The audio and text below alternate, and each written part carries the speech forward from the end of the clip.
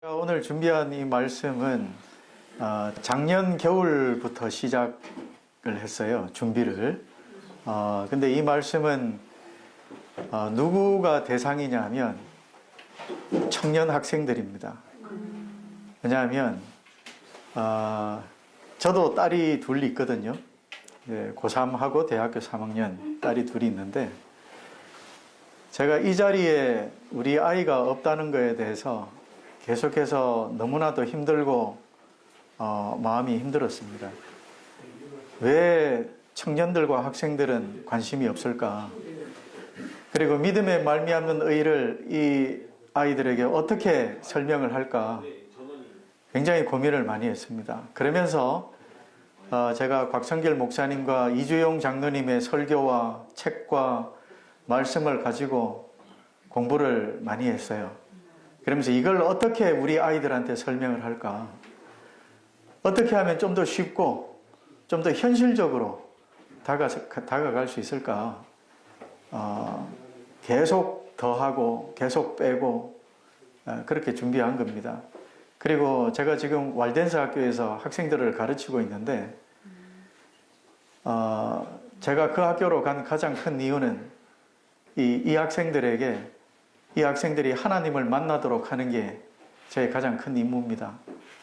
이 학생들에게도 제가 믿음으로 말미암는 의, 다른 말로 하자면 구원받는 방법을 제가 설명을 해야 돼요. 그래서 어떻게 할까 참 고민을 많이 했습니다. 그래서 저한테 마지막 설교라 그러니까 제가 너무 부끄럽습니다. 마지막 강의 기회가 만약에 저한테 주어진다면 저는 오늘 이 강의를 할 겁니다. 그 마음으로 제가 준비한 거고요. 그래서 제가 이충구 집사님한테도 특별히 부탁을 했습니다.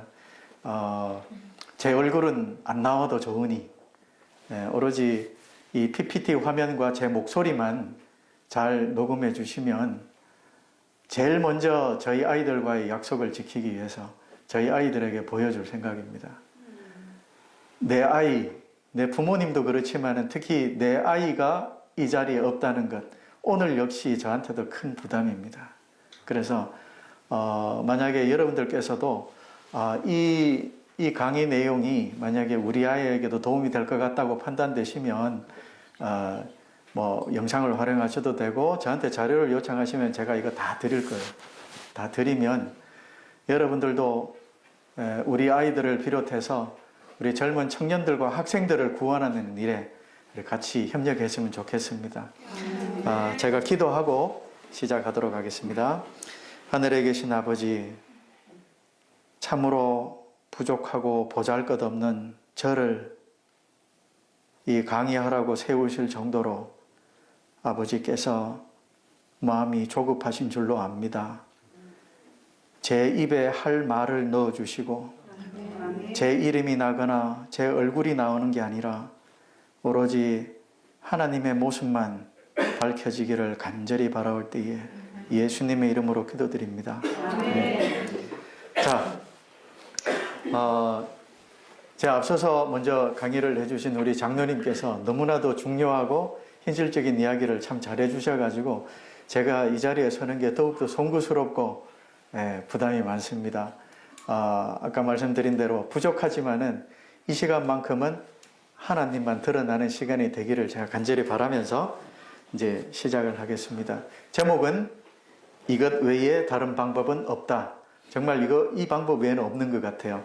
그래서 이 내용은요, 제가 어떤 성경을 가지고 누구를 가르치는 이야기가 아니고요. 저도 한때 여러분들도 다 겪으셨지만은 구원과 품성 변화에 대해서 너무도 궁금해하던 것들을 제가 하나씩 찾아가는 과정을 설명하고 직접 체험하게 된 간증입니다. 그렇기 때문에 제가 신학적인 설명을 못한다 하더라도 저는 지금 하루하루 하나님의 은혜로 살고 있는 이거 하나 제가 말씀드릴 수 있는 그런 내용이라고 생각하시면은 저도 마음 편안하게 말씀을 전할 수 있을 것 같습니다. 그림에 보니까 학생도 있고 할아버지 있고 어린아이도 있고 목사님도 계시지만은 구원의 표준은 누구에게나 동일합니다. 그렇기 때문에 우리 아이도 똑같은 적용을 받겠다는 생각을 제가 어느 순간부터 하게 됐어요. 누구는 수십 년 동안 하나님을 믿어오면서 이미 이걸 깨닫고 있고, 근데 우리 학생 청년들은 어떡하죠? 어떻게 깨닫죠? 왜냐하면 영적인 데 관심이 별로 없어요.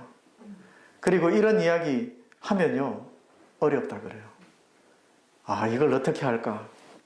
자, 우리 같이 한번 읽어볼까요? 조금 졸릴 수도 있으니까 우리 같이 한번 읽고 시작할게요. 자, 시작. 범죄하는 그 영혼은 죽을지라. 아들은 아비의 죄악을 담당치 아니할 것이요 아비는 아들의 죄악을 담당치 아니하리니 의인의 의도 자기에게로 돌아가고 악인의 악도 자기에게로 돌아가리라. 에스겔서를 통해서 이런 말씀을 주셨죠. 부모가 신앙이 좋다 그래서 아이들이 덤으로 구원되는 게 아니지 않습니까? 숙제가 우리 모두에게 있습니다. 자, 이걸 어떻게 설명할까요? 자, 현대 진리란 잘 아다시피 그 시대의 구원과 직결된 진리가 바로 현대 진리죠. 잘 아다시피 노아 시대 때는 방주에 들어가는 것이었고요. 소돔 때는 무엇이었지요? 도성을 탈출하는 거였죠. 니느웨 시대는 회개하라. 그죠? 회개하라. 예루살렘 성이 멸망될 때는 산으로 도망하라. 그러면 오늘날은요? 오늘날은 무엇입니까? 정말 알고 있습니까? 저는 그런 자문을 많이 했어요. 너는 알고 있냐? 그러면 만약에 알고 있다면 너 그렇게 살고 있느냐? 이런 질문이 저를 많이 괴롭게 했습니다. 자, 그러면 제가 이제 이런 화면이 보이면은 이건 질문입니다. 저는 질문과 저의 갈등으로 이어져 있어요. 이 PPT는. 그래서 이 까만 화면에 이런 글자가 나올 때마다 이건 저뿐만이 아니고 여러분들에게도 던지는 질문입니다. 구원받는 유일한 방법은 뭔지 알고 있나요? 이렇게 질문을 던지는 거죠. 자, 어느 날 저에게 니고데모가 찾아왔습니다. 찾아와서 우리 시대 때는 아마 옆집 구도자, 이렇게 잠재적인 구도자 그렇게 해도 되겠죠? 그분이 저를 찾아왔어요. 그래서 물어봅니다. 뭐라고 물어보겠습니까? 어떻게 하면 구원을 받을 수 있나요? 쉽게 좀 설명해 줘보세요. 이렇게 물어봤어요. 뭐라고 대답하죠? 뭐라고 할까요? 저는 알고 있나요? 혹시 알고 있다면 정말 단순하게 설명이 되나요? 아니면 막연하게 이야기할 건가요? 자, 혹시 이렇게 십자가로 우리가 이미 구원받았다는 것을 믿음으로 받아들이면 구원받을 겁니다 라고 이야기를 했어요. 틀린 말은 아니죠. 근데 이게 뭐지요? 실제적으로 이게 뭘 의미하는 건지 우리 청년들이 알아들을까요? 저는 그런 생각을 많이 했어요. 너무 막연한가? 우리는 수많은 시절 동안에 체험한 게 있습니다. 그죠? 그럼 이렇게 이야기하면 그래, 맞아. 그런데 우리 젊은 친구들은요, 이게 뭘 의미하는지 잘 와닿지가 않는 것 같아요. 이거 어떻게 설명하죠? 그래서 제가 물음표를 쳤어요. 말은 이렇게 하지만 이게 뭘 의미하죠? 이제 질문이 생기는 겁니다. 자, 그러면 그거 가지고 또 고민을 하고 여쭈어보고 찾아 나가는 과정이죠. 자, 결론부터 먼저 말하면 지금 화면에 별표가 쳐져 있지 않습니까? 중요하다는 이야기겠죠. 제가 학생들을 가르치다 보니까 중요한 데는 꼭 별을 치라 그래요. 그럼 학생들은 그 별친 데 대해서는 막 필기를 하고 하거든요. 자, 결론입니다. 결론은요, 예수님과 똑같은 의를 소유한 경우에만 인을 치시죠. 조금이라도 다르면 도장을 찍어줄 수가 없습니다. 1%라도 다르면. 똑같을 때 인을 치는 거 아닙니까? 자, 열매가 익으면 곧 낫을 대나니 이는 추수할 때가 이르렀습니다. 그리스도의 품성이 그분의 백성들 속에 완전히 재현될 때 그분은 그분의 것을 찾으시러 이 땅에 강림할 것이다. 실물교훈 69페이지에. 즉 똑같은 품성을 소유할 때 구원이 되는 거잖아요. 자, 그러면 이제 질문이 생기죠. 이것 외에 다른 방법은 없다는데 그럼 이게 어떻게 이루어지는 건가요? 힘이 없어요. 내가 감히 어떻게 저렇게 될 수 있죠? 특히 예수님과 똑같아지라니 지금 나 자신을 보면 그렇게 될 것 같지가 않아요. 이거 어떡하죠? 하나님이 너무하신 거 아닙니까? 구원의 표준을 내가 도저히 도달할 할 것 같지 않은 데다가 지금 표준을 두고 계시잖아요. 될 것 같지가 않아요. 하나님 너무하십니다. 나는 안 될 것 같은데요. 이런 생각이 들죠. 참 힘이 축 빠집니다. 자, 우리 많이 봤던 구절입니다. 그죠? 율법은 곧 의로운 생애, 완전한 품성을 요구하지만 인류는 그 요구에 미칠 수 없다. 인류는 하나님의 거룩한 율법의 요구를 충족시킬 수 없다라고 시대의 소망에 돼 있는 걸 읽을 때마다 더욱더 힘이 빠집니다. 안 된다는데요.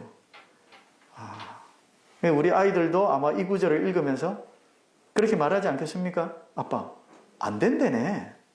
안 된다잖아요. 그러면 이 아이들이 그 다음으로 무슨 질문이 생길까요? 저는 그걸 많이 생각해 봤습니다. 이런 이야기, 고비마다 이 아이들은 과연 무슨 질문을 할까? 무엇이 궁금해서 탁 막힐까? 저는 계속 그걸 생각해 왔어요. 그래서 그러면 그 막히는 걸 풀어야 되지 않겠습니까? 그죠? 계속 그런 식으로 제가 이 과정들을 제가 준비하게 됐어요. 자, 또 다른 질문이 생기죠. 그러면 어떻게 하면 그 의를 얻을 수 있나요? 똑같아져야 된다면서요. 그럼 그 어떻게 하면 얻을 수 있죠?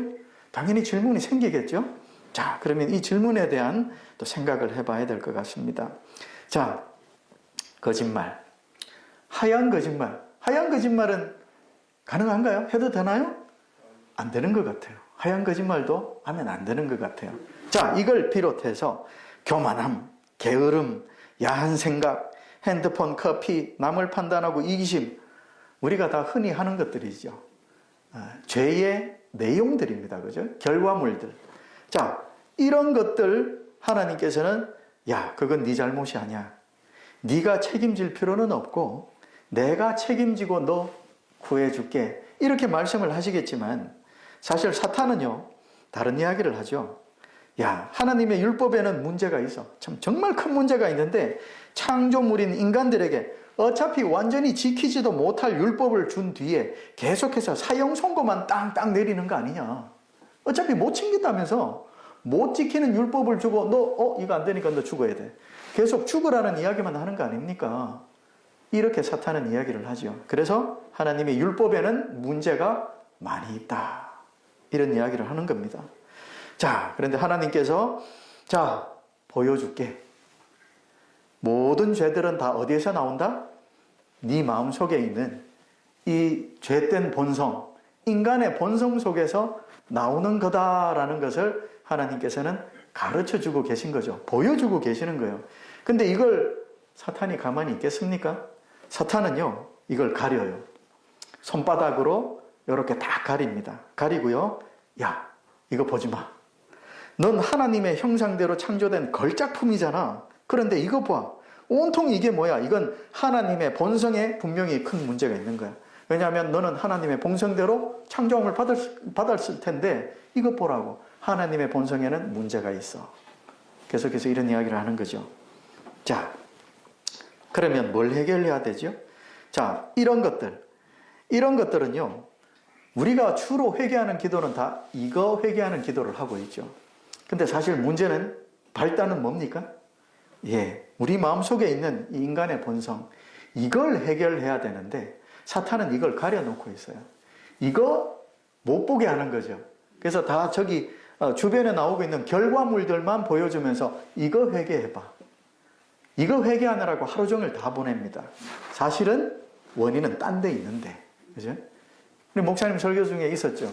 우리 마음속에 죄의 공작이 다 하나씩 다 있다고.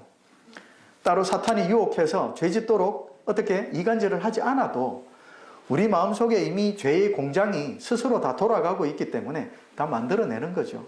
이 공장이 있다는 것을 우리가 깨닫는 시기가 누구에게나 다 있고 또 있어야 되지요. 자, 그러면 이걸 어떻게 해결하나요? 자, 우리가 인간의 본성에서 하나님의 본성으로 어떻게 바뀌나요? 믿기만 하면, 신앙생활 잘 하고, 그렇게 하면 죄의 본성이 점차 의의 본성으로 변화되도록 도와주시는 게 맞나요? 이렇게 생각을 하지 않겠습니까? 근데 성경 속에 어디에도 이런 방법은 없어요. 그냥 우리가 그렇게 생각하는 겁니다. 없지요. 자, 그러면 결국 어떻게 해요? 의의 본성이 내 안에 들어와서 죄의 본성이 빠져나가는 건데, 그러면 변하는 게 아니고 들어와서 빠져나가는 거잖아요. 그럼 이게 어떻게 이루어지는 건가요? 궁금해질 겁니다. 우리 청년들이 궁금해하겠죠. 이게 어떻게 이루어지지요? 실제적으로 좀 이야기해 주세요. 자, 그러면 이것이 어떻게 이루어질까요? 질문을 던지고요. 자, 또다시 생각해 봅시다. 알곡과 가라지. 자, 요 사이에 쭉정이까지 하나 더. 그래서 동그라미를 쳐보면 알곡과 쭉정이를 한번 모아봤어요. 알곡과 쭉정이, 그 다음에 가라지. 무슨 차이가 있나요? 다 잘 아시죠? 예. 알곡과 쭉정이는 같은 씨고 가라지는 다른 씨. 씨가 다르다. 그 이야기죠. 그럼 만약에 동그라미를 이렇게 치면요. 알곡과 그 다음에 쭉정이 가라지 이렇게 나누어 보면 뭐가 다르죠? 그쵸. 알곡은 거두어 드리고 쭉정이와 가라지는 버림을 받는 거 아닙니까? 그죠? 자, 그러면 사진으로 한번 봅시다. 자, 요게 콩밭의 가라지입니다. 콩잎파리하고 정말 비슷하죠. 네, 섞여 있으면 좀 저 같은 사람들은 구분 못 합니다, 이거. 네. 그 다음에, 자, 고구마 밭의 가라지. 고구마 이파리하고 정말 비슷해요. 아, 저렇게 가라지들이 생기는 거구나. 자, 그러면, 자, 퀴즈. 어느 게 벼고 어느 게 피겠습니까? 여러분들 구분하실 수 있겠어요? 왼쪽이 피. 오른쪽이 피. 그럼 왼쪽은 벼? 왼쪽이 피? 오른쪽이 벼? 아, 예.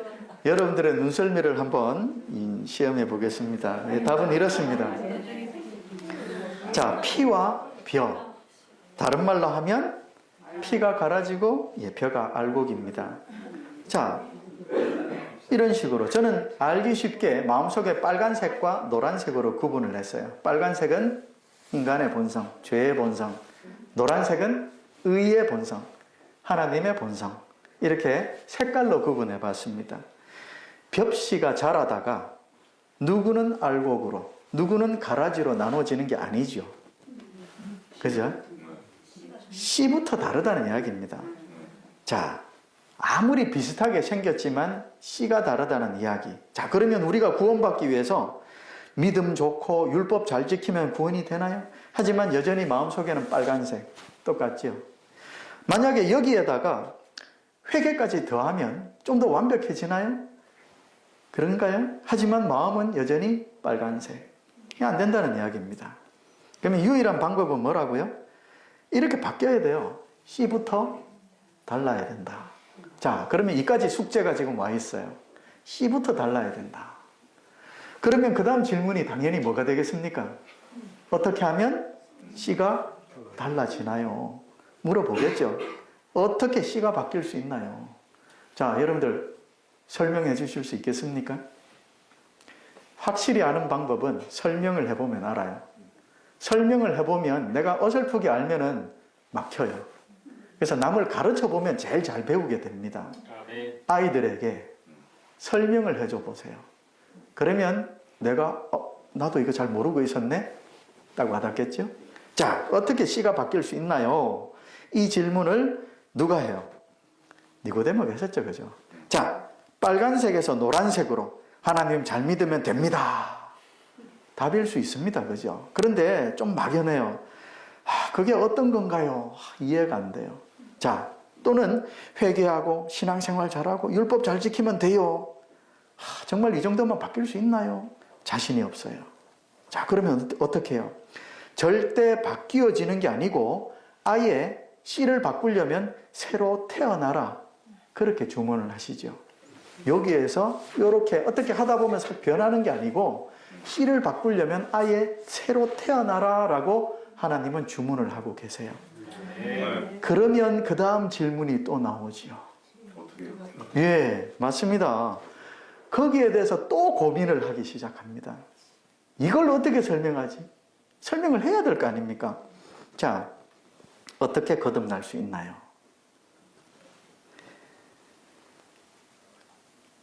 자, 거듭나는 방법 여러분들은 알고 있나요?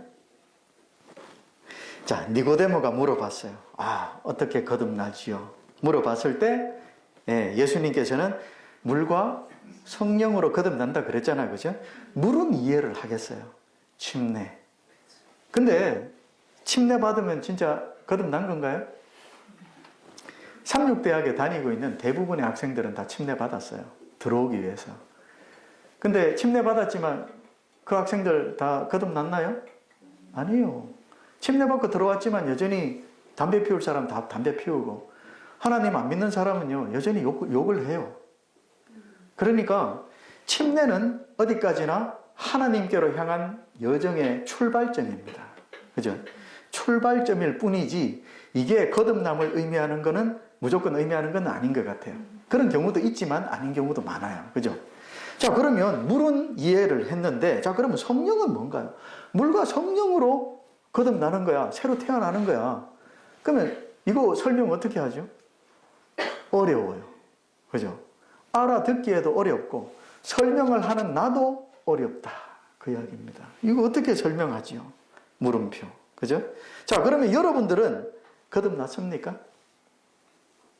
여러분들은 거듭났어요? 어떻게 생각하세요? 뭐 제가 인터넷을 찾아보니까 유명한 일요일교회 목사님 수 목사님 성령과 거듭남의 비밀 참 설교를 많이 하신 것 같아요. 제가 그 일일이 들어볼 수는 없지만 과연 무슨 이야기를 했을까 궁금은 했었어요. 거듭남에 대해서 도대체 무슨 이야기를 하실까? 자, 나는 거듭났는가? 여러분들 가만히 생각해 보세요. 거듭난 것 같아요? 그러면 만약에 거듭났다면 언제 거듭났을까요? 물론 성령이 임하는 것은 바람과 같다 그랬기 때문에 사실 우리가 명확하게 눈치는 못 채겠지만은 정말 우리 아이들에게 그렇게 설명할 수 있을까요? 아, 그것도 참 쉽지 않은 것 같아요. 그러면 내 마음속에 이걸 정리를 해야 되겠어요. 정리를 안 하고는 내가 설명을 못 하겠다라는 이야기입니다. 자, 그러면 어떻게 정리를 해볼까요? 한참 저도 헤맸어요.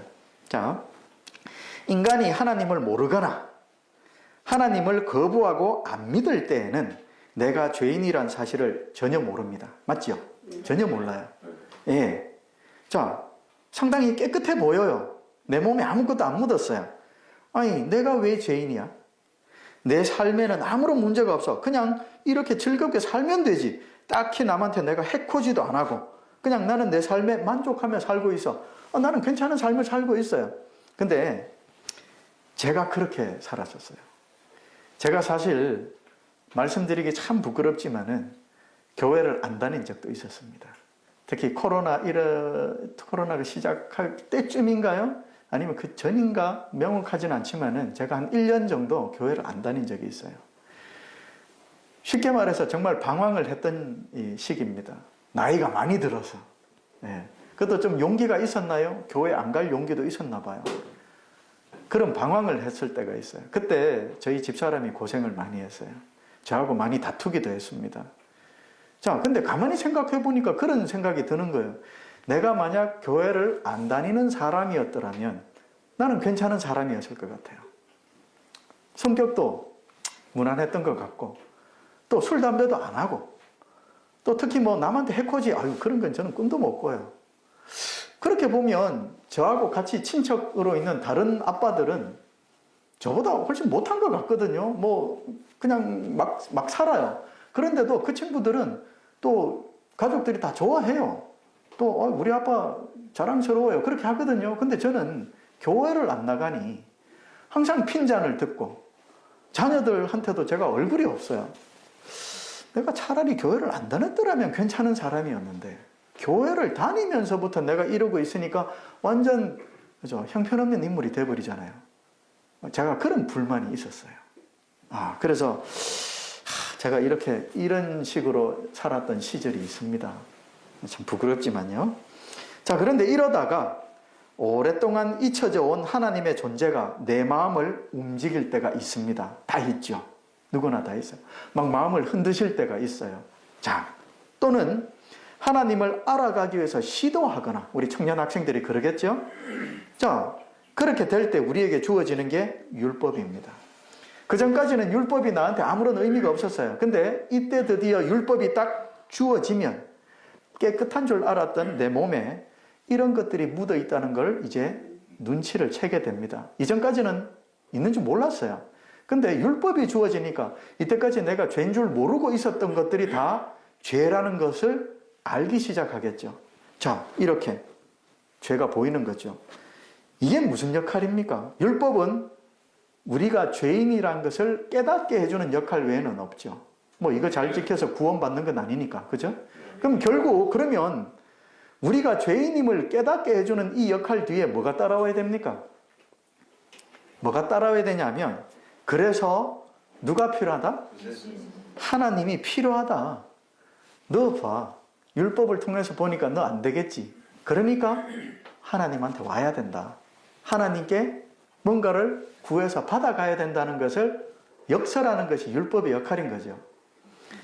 자, 이렇게 될 때, 자, 우리가 죄를 씻어 보려고 아무리 노력해도 안 된다 이야기입니다. 그죠? 나름대로 선행도 하고, 교회 잘 나가고, 헌금도 열심히 해도 이게 안 된다. 내가, 율법의 역할은 내가 죄인임으로 죽어야 하고, 그러면 이걸 해결하기 위해서는 무언가 절실함이 있어야 된다라고 하는 마음의 파동을 주는 것이 율법의 역할인 것 같습니다. 자, 그러면 이런 파동이 왔다.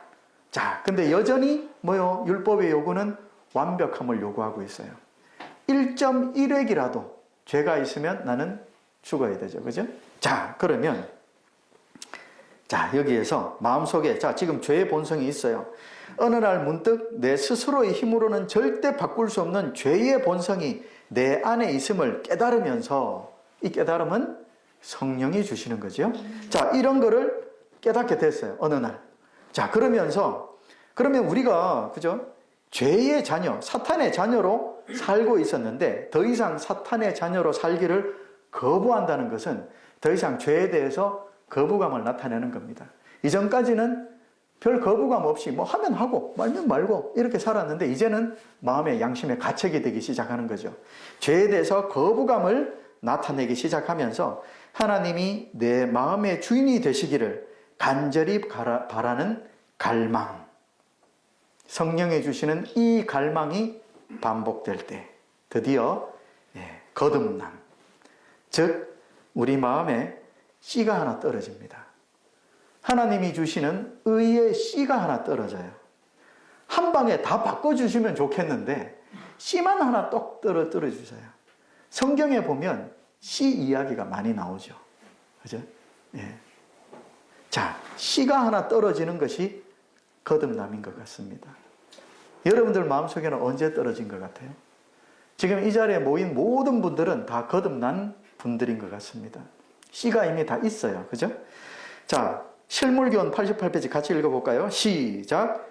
거룩한 파종자께서는 영생의 열매를 맺게 하기 위하여 우리의 심령 속에 씨를 뿌리신다.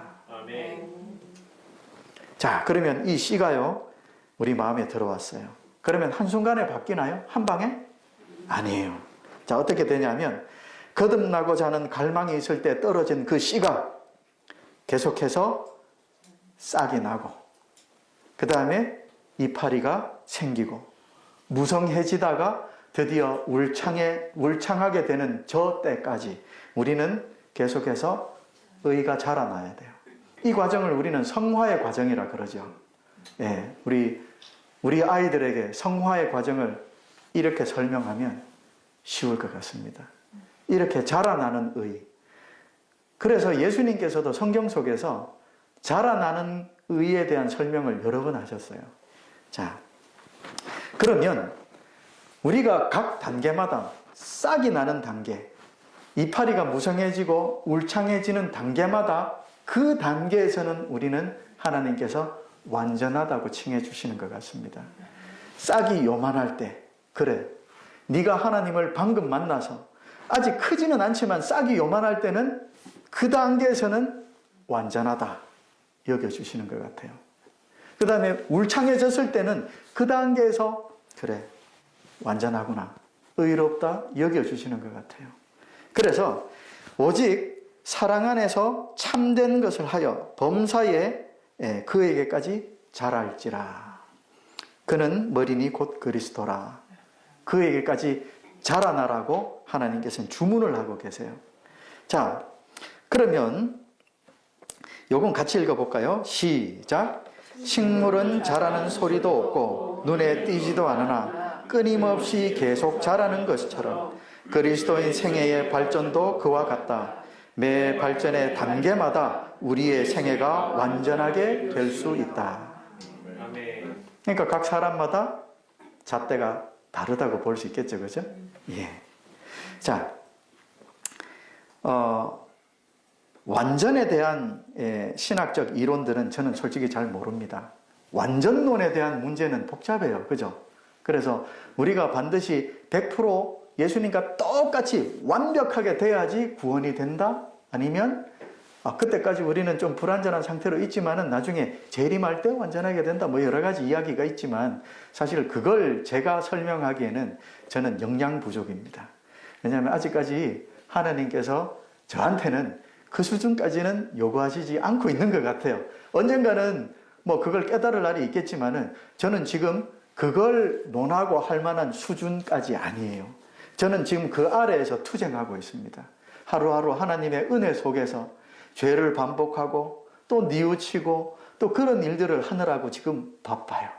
그렇기 때문에 이런 신학적인 이론들은 저는 아직 제 분량이 아닌 것 같아요. 자, 그렇지만은 제가 확신하는 것이 있습니다. 확신하는 게 뭐냐 하면 지금은 하나님이 전혀 자격이 없는 나에게 너 의롭다, 그렇다고 여겨주신다는 거, 이거 확실한 것 같아요. 그리고 재림하실 때까지 나는 부단히 자라나는 과정 속에 있어야 한다는 거, 이것도 확실한 것 같아요. 이것만큼은 제가 확실하게 체험하고 있는 것 같습니다. 그래서 저는 요까지만 확실하게 말씀을 드릴 수 있을 것 같아요. 예. 자, 그러면 자, 보세요. 지금 좀 멀어서 좀 잘 안 보이나요? 우리 예쁘장하죠? 예. 5살 소녀. 너무 예뻐요. 귀엽고 사랑스럽습니다. 5살이에요, 5살. 그럼 이 정도면은 키가 한 1m쯤 될까요? 그치? 한 요 정도? 예. 너무 귀여워요. 예. 그러죠? 그런데, 예. 그 다음에 제가 이 소녀와 키가 똑같은 여성 한 분을 또 보여드릴 거예요. 자. 키가 똑같아요. 5살짜리가 저 정도 클 때는 너무 예뻐요. 그런데 이분은 45살. 근데 키가 자라지 않아요. 성장하지 않는다는 이야기입니다. 성장해야 될 때 성장하지 못하면 뭔가 문제가 있지요. 보기가 그렇게 좋지가 않아요. 예뻐 보이지가 않아요. 우리의 신앙도 그러겠지요.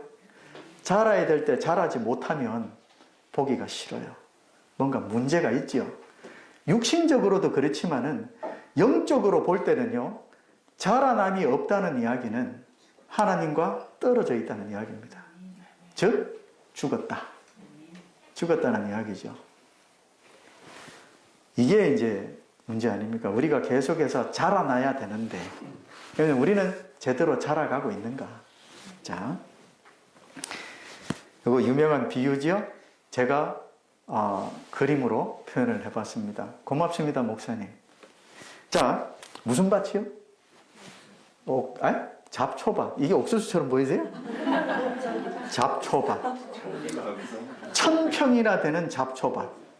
적지도 않죠, 그죠? 1000평씩이나 되는 잡초밭에 어느 날 주인 농부가 왔어요. 그리고 씨를 준비했습니다. 아이고, 너무 작아서 안 보이는데 옥수수 씨앗입니다. 옥수수 씨앗을 준비해서 딱 밭에 도착했어요. 그리고 씨를 뿌리죠. 땅 속에 딱 들어갔습니다.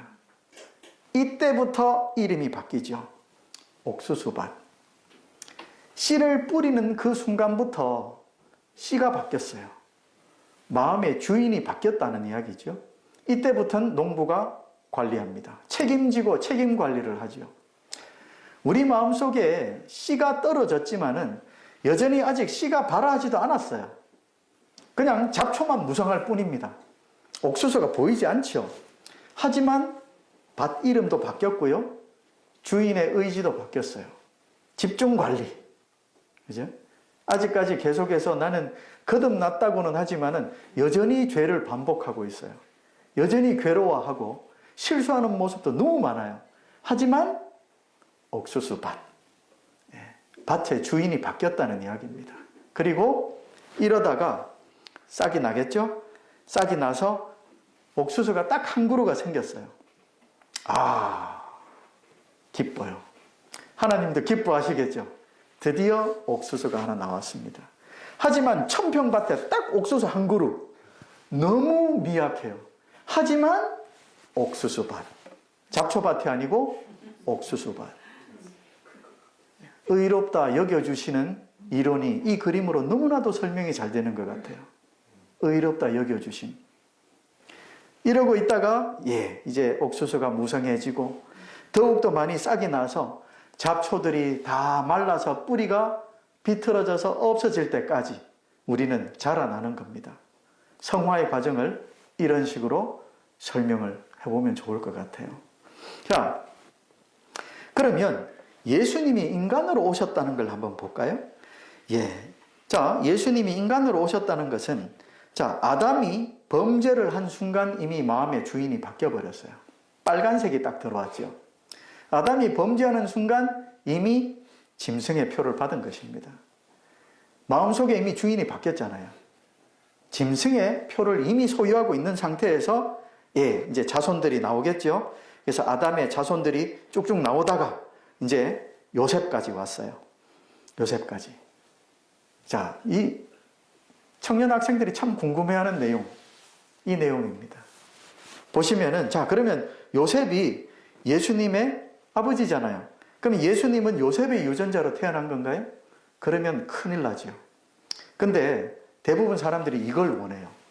이렇게 됐다는 이야기를 듣기를 원한다는 이야기입니다. 자, 왜냐하면 내가 그렇지 않기 때문에. 내가 이런 모습으로 태어나서 투쟁 중에 있기 때문에 예수님도 똑같이 빨간색 마음을 가지고 태어나서 어떻게 잘 하다가 노란색으로 바뀌어서 구원받고 승천하셨다. 이렇게 스토리가 되기를 원하고 있다는 이야기입니다. 왜냐하면 내 자신을 볼 때 이렇기 때문에 그래요. 근데 이게 아니죠. 그죠? 그죠? 예수님은 요셉의 유전자가 아니고요. 성령으로 잉태되셨잖아요. 성령으로 잉태됐기 때문에 씨가 다르다는 이야기입니다. 그죠? 우리하고는 씨가 다르다. 죄의 씨로 오신 것이 아니라 의의 씨로 오신 거죠. 아예 다른 씨로 오셨다는 겁니다. 그러면 그렇게 물어요. 그럼 우리하고 상관없잖아요. 우리하고 상관없잖아요. 그거는 예수님의 임무를 모를 때 이야기입니다. 예수님이 뭘 하기 위해서 오셨다는 걸 알게 되면 이게 이해가 되더라고요. 자, 보시면은 자, 우리 예수님이 아기 예수로 오셨어요. 만약에 그냥 예수님께서 대속하시는 일만 위해서 오셨다 그러면은 청년 예수로 오시면 되잖아요. 한 30세쯤 나이로 그냥 이 땅에 오시면 되잖아요. 그래서 대속하시고 십자가에 달리시면 하실 일 다 하시는 거 아닙니까? 근데 왜 하필 아기로 오셨을까요? 아기로 오셨지만 의의 씨를 가지고 태어나셔서 점점 자라나는 의를 우리에게 가르쳐 주시고, 자, 각 단계마다, 그러면 예수님께서 저 아기 때는 아직 덜 완성된 미완성의 의를 가지고 오신 건가요? 아니에요. 작은 씨지만 이미 완전한 게 다 들어가 있는 거 아닙니까? 그죠? 쉽게 말해서 깐난쟁이 아기가 딱 태어났을 때 이때는 아직 인간이 아닌 건가요? 아니면 미완성의 인간인가요? 아니잖아요. 깐난쟁이지만 어차피 완벽한 인간인 거죠. 자라나는 거죠. 자라나는 의. 그래서 예수님께서 이 마음의 주인이 하나님으로 바뀌면 더 이상 죄를 짓지 않고 율법도 온전히 지킬 수 있음을 증명하셨다는 겁니다. 만약에 예수님께서 아담의 모습으로 오셨다면 문제가 있죠. 그죠? 아담의 모습으로 만약에 오셨다. 그러니까 죄의 본성을 가지고 태어나셨더라 그러면 예수님은 분명히 죄를 지으셨을 거예요. 죄의 본성을 갖고 계시니까. 그렇기 때문에 아담이 죄 짓기 이전의 모습으로 오시는 게 맞죠. 그래서 하나님의 의가 내 속에 있을 때는 죄를 안 짓는다는, 즉 하나님의 품성의 완전함을 증명을 해내는 거죠. 그걸 위해서 오신 거 아닙니까? 자, 그러면 이렇게 해서 오셨지만 사탄은 그래서 예수님을 시험할 때 늘 무슨 시험을 했나 하면 신성을 쓰라는 시험을 계속하는 거죠. 신성을 쓰라. 죄를 지으라가 아니고 신성을 쓰도록. 그게 사탄이 가했던 시험의 핵심 목표죠.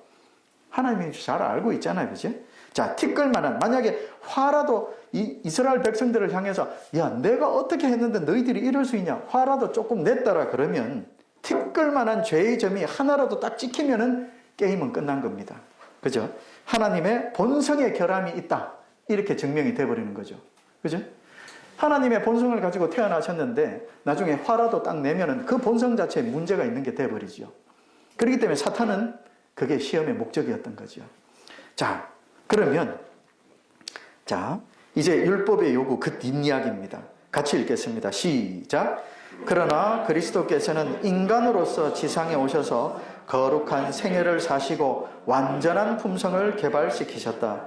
그리스도께서는 그것을 받고자 하는 모든 자들에게 값없이 선물로 주신다.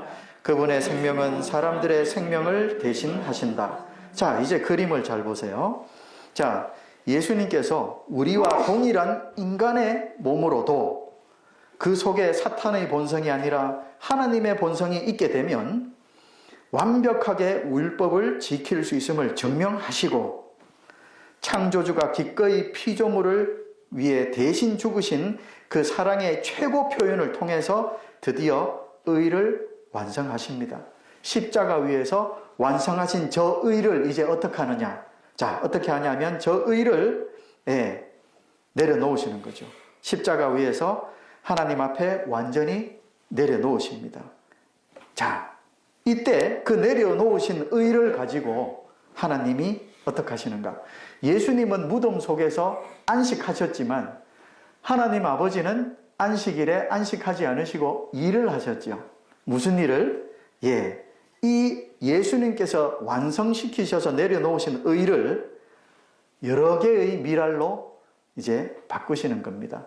이 하나의 미랄을 가지고 여러 개의 미랄로 복제를 하시는 거죠. 저도 사실 처음에는 이 하늘의 미랄이 땅에 떨어져 죽지 않으면 하늘 그대로 있고 죽으면 많은 열매를 맺힌다는 게 우리 인간 이야기인 줄 알았어요.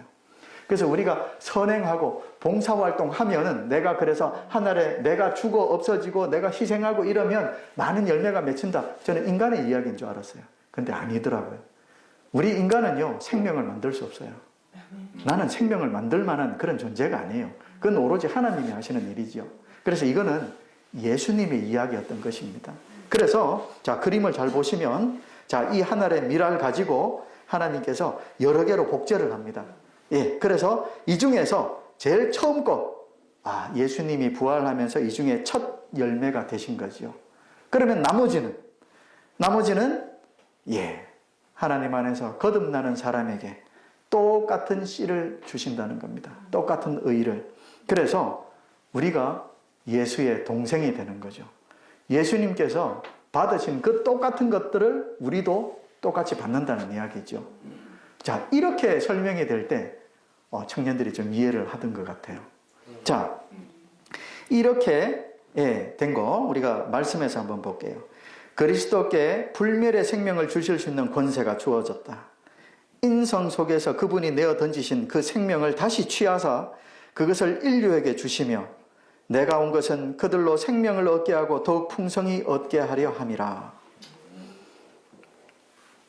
만물이 인하고 만물이 말미암은 자에게는 많은 아들을 이끌어 영광에 들어가게 하시는 일에 저희 구원의 주를 고난으로 말미암아 온전케 하심이 합당하도다.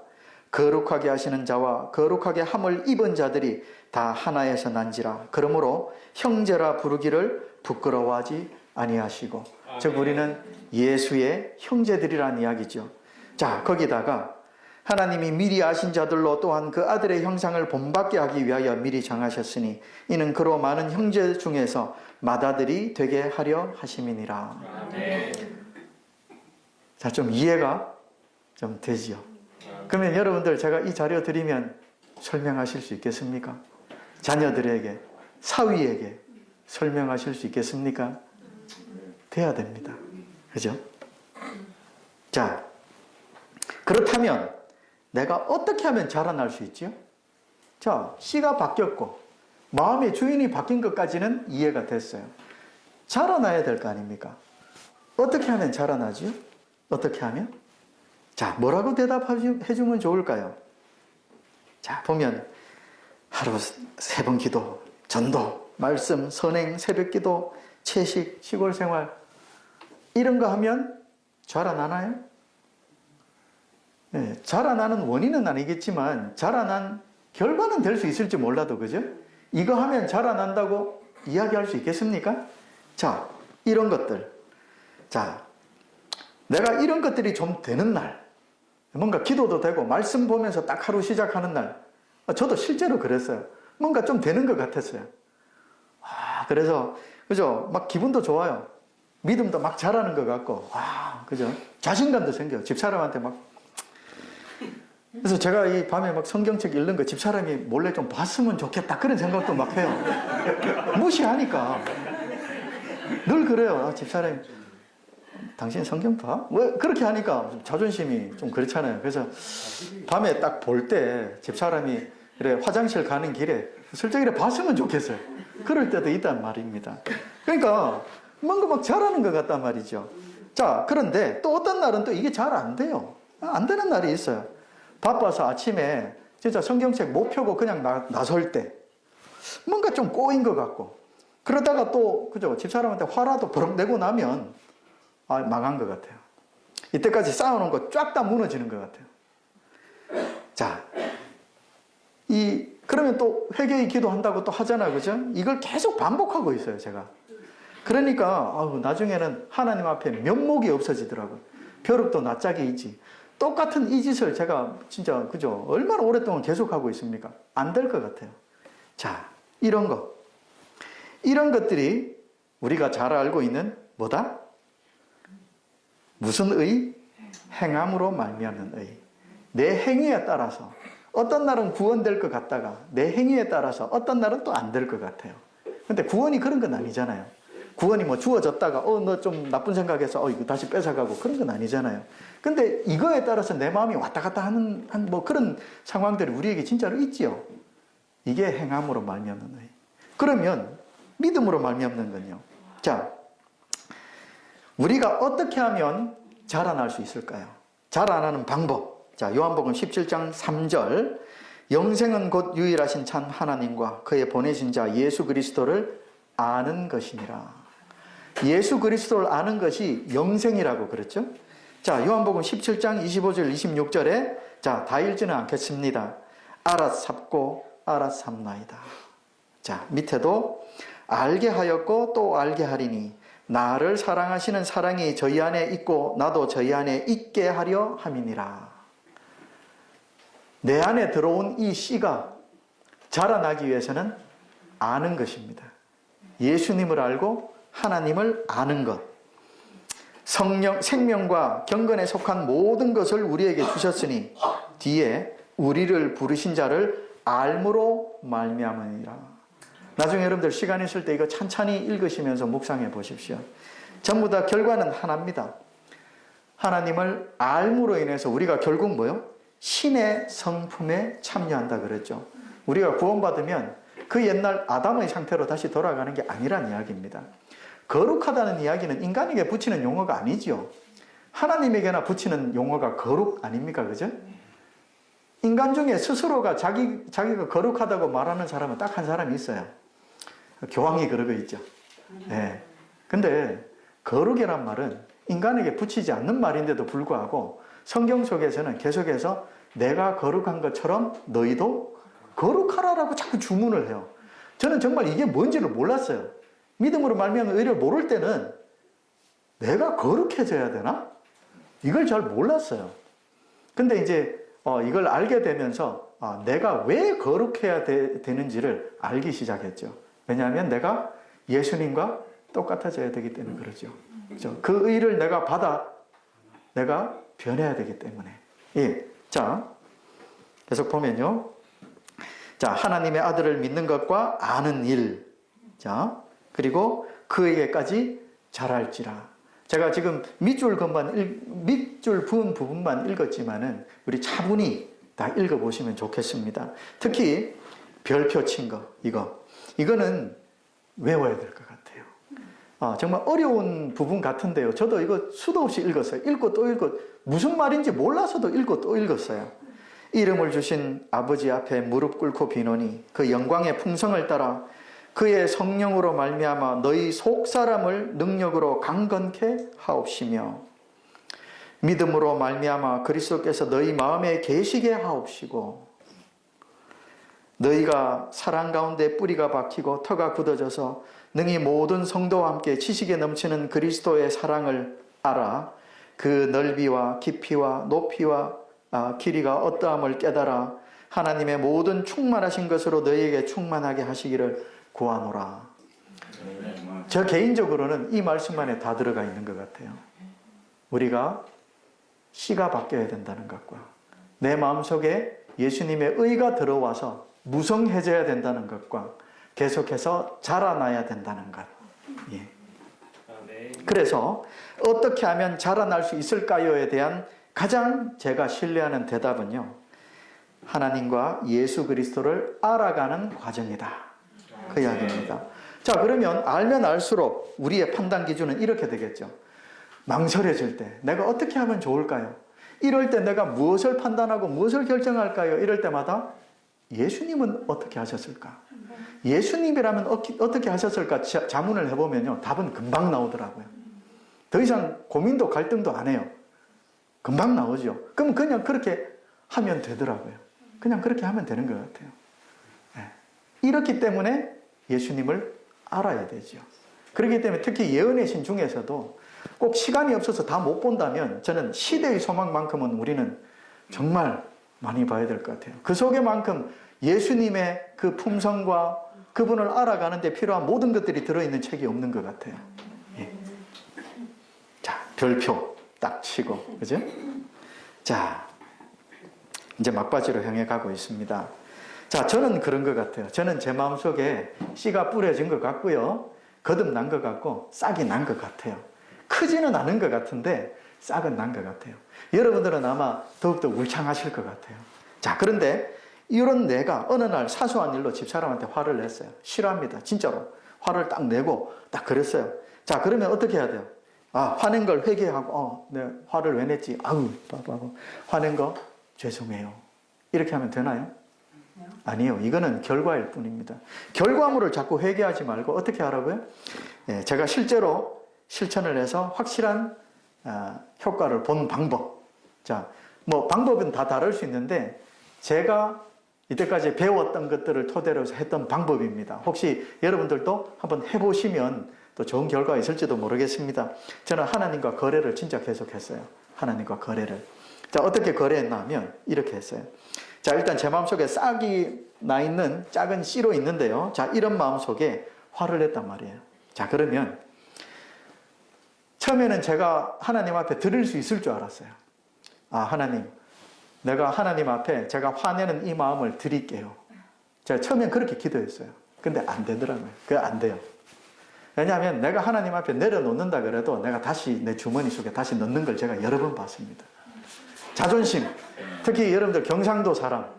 자존심. 제일 세죠. 제가 경상도 사람이잖아요. 자존심. 조금이라도 남편, 아빠, 요거에 대해서 조금 깎이는 자존심 상하는 말 조금 듣잖아요. 그럼 나도 모르게 버럭 나와요. 정말 경상도 남자는요. 이거 하나 컨트롤 하면은 다 한 것 같아요. 정말 90%는 다 한 것 같아요. 근데 제가 이렇게 딱 하고 나니까 그래도 하나님 내가 내려놨습니다. 그래도요. 한 몇 주 지나니까 제가 그 또 하더라고요. 여전히 제가 그 다시 내 주머니 속에 넣었다는 이야기죠. 안 되더라고요. 워낙 강하게 나와 붙어 있어서 내가 내어놓을 수 없더라고요. 그래서 이제부터 기도를 어떻게 하라고요? 화내는 이 마음 하나님이 가져가 주세요. 나 못 내놓겠습니다. 하나님이 가져가 주셔야 됩니다. 그때부터 그렇게 기도를 하게 되더라고요. 자, 그렇게 되면 어떻게 되느냐 하면 하나님이 가져가세요. 자, 가져가시면 그러면 이만큼 의를 넣어주시나요?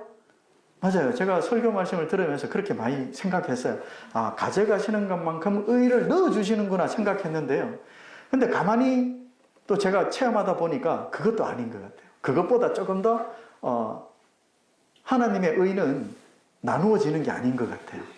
나눌 수 있는 게 아니고 왜 얼마 정도 뗐다가 또 얼마 정도 떼가지고 넣어주고 이게 아니고요. 이미 씨 속에 다 있는 것 같아요. 씨 속에 완전한 게 들어있기 때문에 나에게서 이 마음이 나가면 나갈수록 자라나는 것 같아요. 저기에서 이파리가 계속해서 자라나는 것 같아요. 그래서 이게 반복되잖아요. 반복되면 처음에는 노란색이 이 정도밖에 없었는데 점점 분량이 늘어나는 것 같아요. 그러다가 언젠가 재림하실 때쯤이면 참 이런 거는 참 조심스럽습니다. 완전론이라는 거에 대한 논란이 있기 때문에 하지만은 적어도 재림하실 때쯤이면은 이렇게 돼야 되지 않겠습니까? 자, 저의 개인적인 체험 속에는요 한 방에 해결된 게 있어요. 이런 마음 좀 가져가 주세요 했는데 딱 한 번 기도했는데 딱 정리된 게 있어요. 그게 뭐냐면 커피예요. 커피. 제가 커피를 하루에 7잔, 8잔 마셨어요. 제가 학원에서 일도 하고 뭐 교사도 하고 그러면서 핑계가 있었거든요. 잠을 좀 안 자야 되는 그런 상황이 있으니까 잠 좀 쫓기 위해서 마시기 시작한 거죠. 근데 중독이 될 정도로 하루에 그렇게 마셨어요.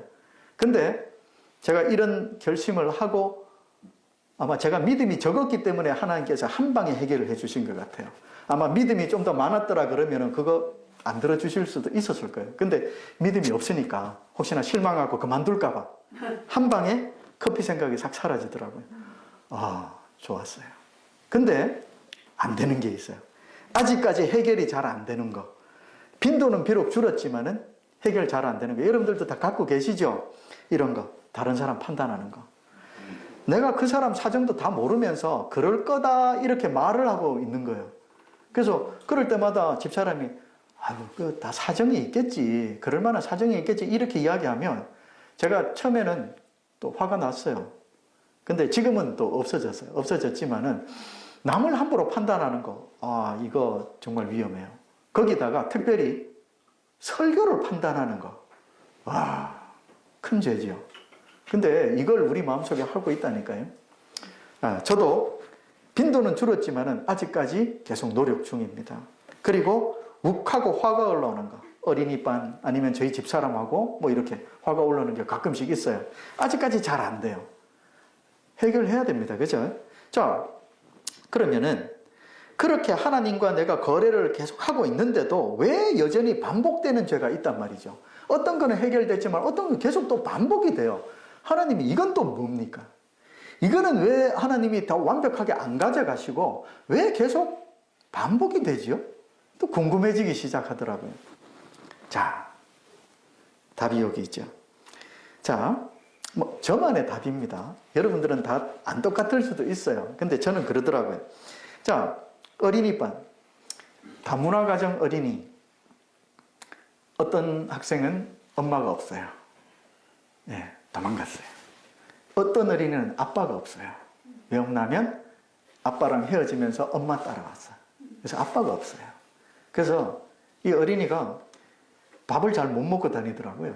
그래서 어린이반이지만은 이 금요일 저녁에 교회 와요. 어른들도 잘 안 오는 사람도 많은데 어린이들이 와요. 왜 오냐면 저녁 먹으러 와요.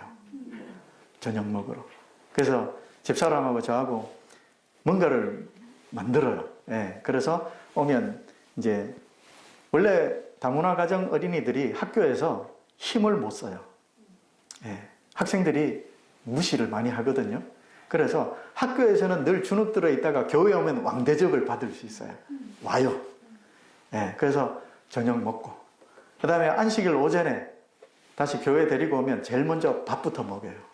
밥을 안 먹고 와요. 양말도 없어요. 양말도 안 신고 오거든요. 그럼 양말 해주고 제가 잘했다는 이야기를 하고 싶은 게 아닌 줄 잘 알고 계시죠.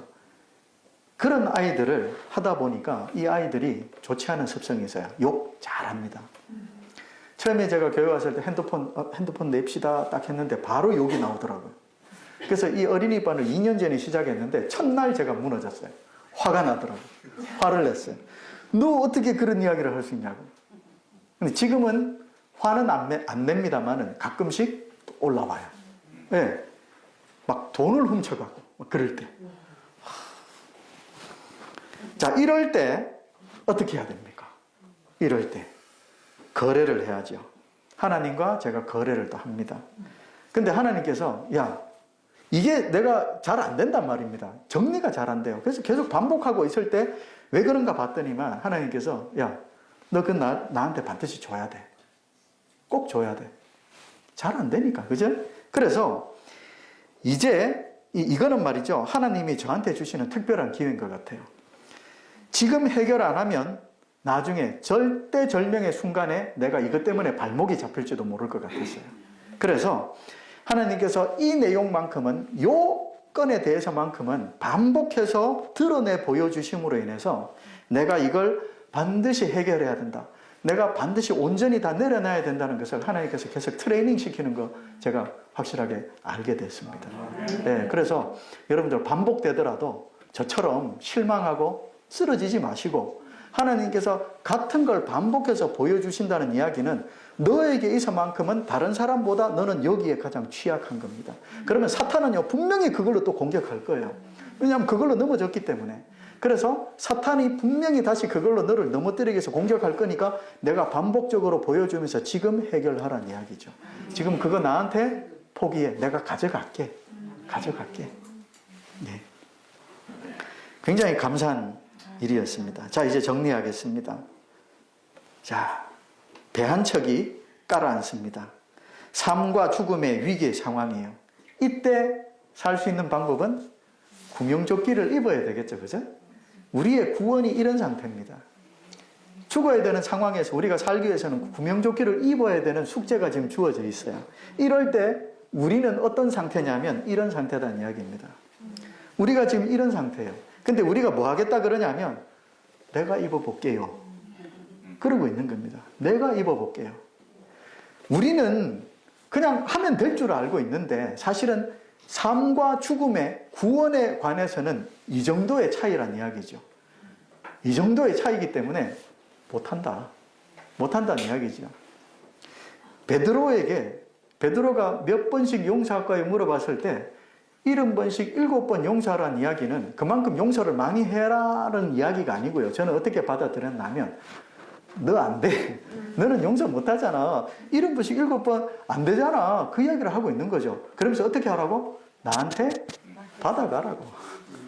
나한테 그 마음 받아가는 그 방법은 너한테는 방법 없고 나한테 방법 있으니까 받아가라는 이야기지, 뭐 용서를 무한정으로 많이 해봐라, 시도해봐라, 그 이야기가 아닌 거죠. 자, 그러면 이런 상태인데 이제 이 엄마는 답답한 거죠. 그죠?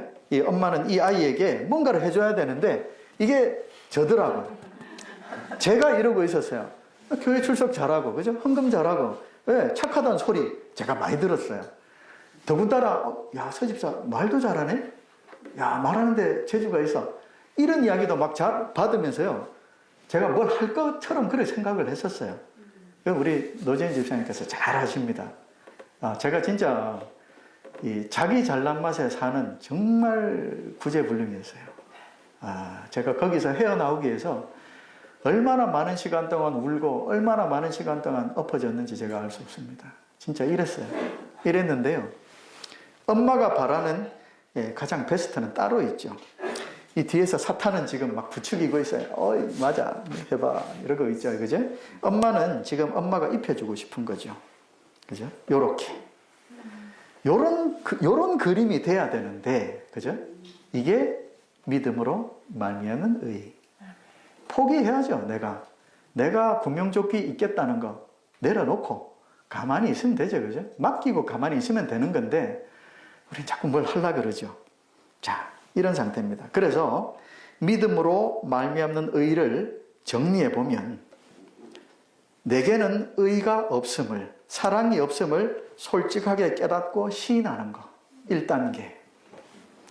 그리고 내 자아, 그 다음에 내 자존심. 특별히 경상도 남자의 자존심. 그리고 내가 세우는 내 삶의 계획, 이거를 하나님 앞에 다 내려놓는다.